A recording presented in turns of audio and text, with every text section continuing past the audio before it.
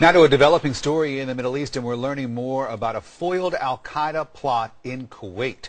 Police say that they have arrested 6 Kuwaiti nationals. The suspects were planning apparently to attack a U.S. military base in the country. Courtney Keeley is live at the Pentagon with more on this. So Courtney, were U.S. soldiers based in Kuwait ever in any serious danger?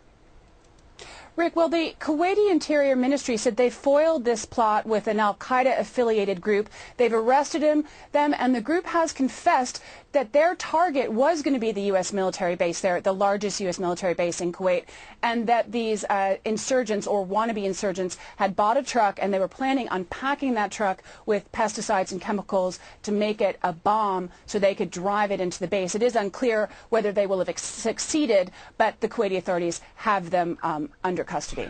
Courtney, I see reports that military strikes have resumed again in Pakistan. What can you tell us about that? Well, this is a tactic that the U.S. military does employ, and now they have resumed airstrikes in South Waziristan, which is a Taliban stronghold. A Taliban spokesman did confirm the airstrikes, saying they hit somewhere near Batullah Masood, the leader of the Taliban, who they say is still alive, even though U.S. authorities say he was killed in an airstrike last week, Rick.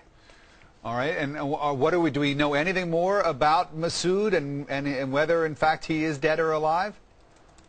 Well, basically, a U.S. advisor told us, and the U.S. military has been very clear, that they're 90% sure he's dead. Now, they're not going to say 100% until they can offer some DNA evidence, but they've got everything except that proof right now. They're trying to come up with some sort of tissue sample or a body. The Pakistani authorities say they're combing the area. The Taliban, this is a propaganda tool for them to continue to say this leader is still alive. They're not offering any proof either. And if he is dead, which it looks like 90% according to U.S. authorities, it would be a very important blow to the Taliban because he was a leader. He really allied a lot of insurgency groups under this umbrella group of the Taliban, Rick.